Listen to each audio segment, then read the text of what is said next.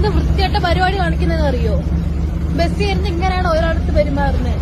ഇത്രയും പേര് നോക്കിക്കൊണ്ട് നിൽക്കല്ലേ? തനിക്ക് വീട്ടിൽ അമ്മയും മകന്മാരൊന്നും ഇല്ലേ? നാണോ ഉണ്ടോ? ഇയാളെ മര്യാദക്ക് ഇറക്കി വിട്ടോ, അല്ലെങ്കിൽ പോലീസ് സ്റ്റേഷനിലോട്ട് നേരെ വണ്ടി വിട്ടോ. അതായിരിക്കും മുഖം ഉൾപ്പെടെ സോഷ്യൽ മീഡിയയിൽ എടുത്തത്. പറഞ്ഞില്ലെന്ന് വേണ്ട.